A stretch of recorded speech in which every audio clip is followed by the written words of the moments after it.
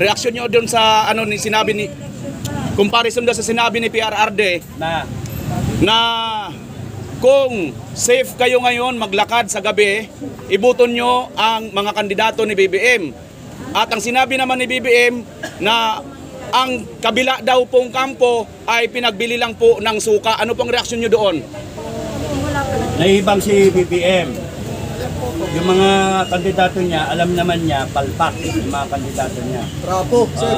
Palpak yung mga kandidato niya. Si Digong naman, you stand a better chance sa mga kandidato ni Digong. No? Yun yung sa akin. You stand a better chance. Pero pa ba? Kay Sir Metra na lang po. Si AFP kasi nababasa po natin na to secure and protect the people. Pero ang nangyayari po ngayon, there were times na we feel not safe.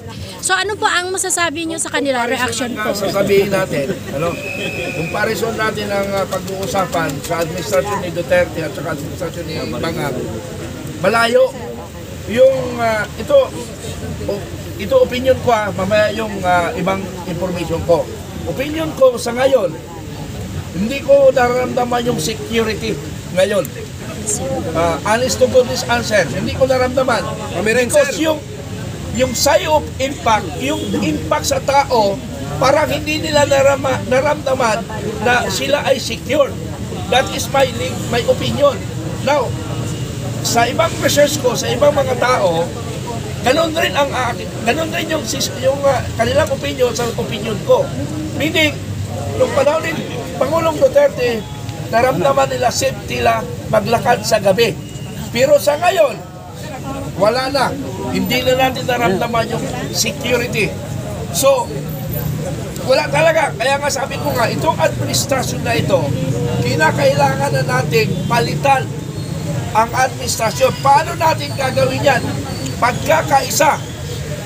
Mayroon kaming time na ginawa namin, pero i-explain ko yun sa aking plan paano na hindi na mamalayan, tapos na ang laban, pero mayroon lang isang elemento na nag-failure. Ipapaliwanag ko sa vlog yan para maganda yung explanation ko doon.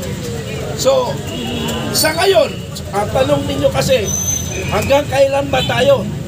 Ako rin ang magtatanong sa inyo, hanggang kailan kayo magtsatsaga na labanan ang sistemang gobyerno? Baka takot kayo sa inciting to sedition. Takot ba tayo? Hindi! Takot ba? Hindi! Okay. Hindi tayo, ipagpatuloy natin ang laban. Yes! Ang problema nga lang sa mga vloggers, i-encourage natin kasi maraming Pilipino talaga walang pake. Hindi sila nakikialam na hindi alam nila ang ating gobyerno sa sunod na generation o sa mga apo sa apo natin, sila yung makakaramdam nitong paghirap ng bansa. Di ba, ang alam natin, ang Marcos kaya binoto natin, ayaw ko kung binoto nyo, ako binoto ko, sinuportahan ko pa nga ng 6 million. Hindi ko binoto. Akala ko kasi yung trillion of pesos na sinasabi sa akin mismo ng kanyang isang pillars na mag-organize kayo para yung pera makukuha ng mga Marcoses i-distribute sa mga taong bayan.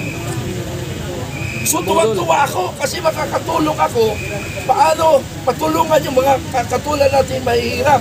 Yun pala, hindi ko malaman kung salita lang yung trillion or yung trillion na itago na nila. Pero ang tanong ko ngayon, bakit nagnanakaw pa? Yung tanong ko doon. Kulang pa, sir. Ako lang. Walang kabusugan, so, sir. Kulang pa ang kayamanan nila. Ang kayamanan natin, balita ko na sa ibang bansa na. O sila na magbuhay-hari. Ang isa pang problema natin kasi wala yung standard. Hindi nyo nga alam kung ano yung standard. What is government service? Ang government service, binoboto niya yung mga tao, kapitan, hanggang presidente, pati yung mga mambabatas, na supposed to be, poprotektahan nila yung interest ng bawat isang Pilipino. Ngayon yung mambabatas, dahil sa ang bumoto sa kanila ay mga 300,000, 100,000, supposed to be, gagawa sila ng patas para sa ikabubuti ng nakakaraming Pilipino. Hindi pwedeng maging masaya lahat Kasi, in a democracy, majority wins, di ba? Kaya kahit kunyari merong 1,000 Pilipino na apektado ng isang project ng government. Nasasagasaan yung 1,000 Pilipino para sa 120 million na Pilipino. Pero ang government service kasi is making sure na walang maaapi na kababayan. Kasi lahat tayo, entitled tayo, kaya natin binoto yung mga politiko natin para mag-serve sila. Kaya nga tinatawag na honorably. Kaya tinatawag na mga ano sila? Honorable. Your Excellency, mga ganon. May title sila. Pero ang problema, pagka naboto na sila, akala mo kung sino sila, mayayabang. Government service is supposed to be keeping in mind always and in your heart na hanggat merong isang Pilipino na naghihirap, kulang yung serbisyo mo. Kinakailangan lahat ng Pilipino guminhawa yung buhay. Yung OFW abroad, yung mga katutubo natin, yung mga Muslim natin kapatid, yung mga Pilipino na sa araw-araw nahirapang mabuhay. Hindi na nga makarali eh. Kasi hirap sa buhay. Hindi maka-absent. Sabihin nyo, pagka nagbablog kayo, nasaan na kayo mga supporter? Nasaan na kayo? Walang mag-rally kasi nga hirap na yung buhay. Hindi nyo naintindihan na yung mga politiko, yun yung estratehiya nila. Sirain yung ikakabuti ninyo para hindi na kayo, mahirapan kayo, hindi na kayo makakano. Sige, meron. Patience is a virtue. Although nakakainit ng ulo minsan, nakakasarap magmure. Kasi that's why kailangan nating ayusin eh. Hindi na natin pwedeng palakpasin na ganito tayo ng ganito. Nung nakakasawa na, di ba? Nasawa na kayo? Sawa na kayo? Hindi na kailangan natin paikutin yung gulong once again, pero yung magpapalit lang tayo ng politiko, ng tao, ng administrasyon, hindi rin. Will not solve the problem. Tanungin ko kayo, anong problema? Anong problema? Korupsyon. Ng Pilipinas. Anong problema ng Pilipinas? Mga politiko. Korupsyon. Okay. Yan ang mga sagot ng tao, korupsyon. Ako dati, yun din ang sagot ko eh. Droga, korupsyon. Pero kung titignan ninyo, careful analysis, kung talagang iisipin ninyo, ang problema, hindi korupsyon, hindi droga, hindi yung gagong mga politiko. Hindi. Ang problema talaga ay yung mga yan na sinabi ninyo, manifestation yan ng problema. Simptomas yan ng problema. Hindi ka pwede yung mag-opera ka, sasabihin sa'yo ng doktor, putulin ko yung kamay mo. Namangga itong daliri. Kung putulin na kagad, hindi pwede. Dok, ano mo yung, bakit namamagayan? Tapos sasabihin mo, puputulin na yan, mawala. Alamin ko na muna anong problema nakagat lang ng ipis yan o nakagat lang ng daga o whatever, namagalang. So, for a doctor to find a solution, to give the proper diagnosis ng isang doktor, kinakailangan alamin niya kung ano yung problema talaga. Tayo, ang common na sagot natin, ako rin sinasabi ko yun korupsyon, yung puno, politika, then nakaugat ng korupsyon. Pero the problem started so many years ago na hindi natin kaalam-alam. Ang problema natin is yung nag-ugat sa pamilya. Yung root cause, pamilya at yung education. Kasi yung pamilya, kung gago yung magulang, gago yung magiging anak. Kung gago yung eskwelahan at mga barkada niya, gago yung magiging bata. Pagka-graduate niyan, pagdating niyan sa work environment niya, 20 years old, 25 years old, dog is dog. Maganda ka, magsuot ka ng hikaw, maganda kang sip-sip ka kay amo. Maganda, buhay mo, nakakaano ka ng pera. So yun yung nare-reinforce. Pagka kunyari, gusto kong umakyat ako sa promotion, siraan ko to. And it happens in the armed forces. It also happens. That's why the system na sasabihin mo is so corrupt, it's deep-rooted. The problem is cultural. No? Failure of the family, failure of the education, the schools as the second family. Failure of the workplace, yung kung saan kayo papasok, Jollibee, McDo, mga ganon, Globe, Ayala, kung saan yung trabaho ninyo. O kaya mag-call center kayo. Yung peer pressure, yung nararamdaman ng mga tao dun sa kanilang area, workplace, palpak rin. Kung meron dyan nagdudurog, mahahawa ka. Kasi kung kulang ang moral values mo, mahahawa ka na. That's why we are in deep shit talaga ng bansa natin. Kasi manifestation lang yung mga korupsyon. yung bata na hindi na arugaan properly, na kahit anak na ng presidente, sipin nyo, buhay marangya, buhay royalty, pero napabayaan yung bata. Pinaaral kung sa abroad pa. Doon yung barkada niya, gago. Yun nagtodroga. Pagbalik dito, ginanyan pa natin, hey, governor, senator, congressman, di ba? And then, ayun, naging presidente pa. Yun yung problema. I-trace niyo yung problema na it didn't just come out na yun na yung mga problema. Hindi, it started somewhere. No, yung simptomas yung ginagawa niya ngayon eh. Kaya kayo mga babayan, intindihin nyo, ang problema malalim, nasa kultura natin.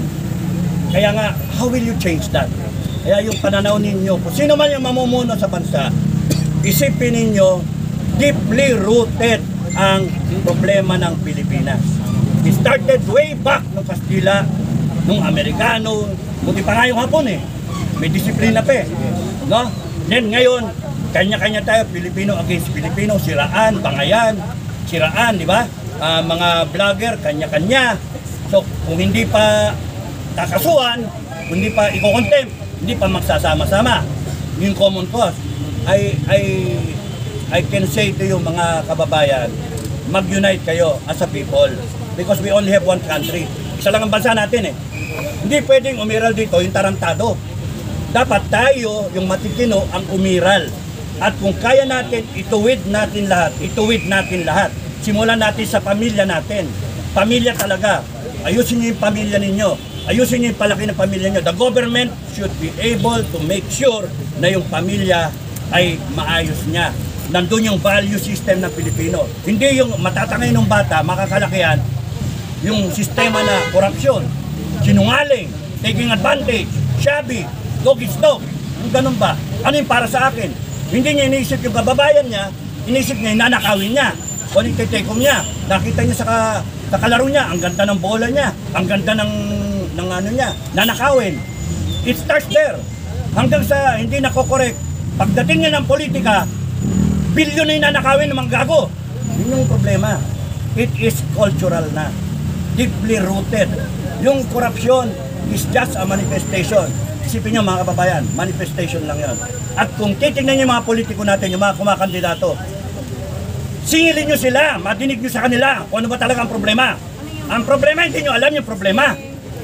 Because hindi ka makakagawa ng solusyon kung hindi nyo alam ang problema. Okay, yun yung problema.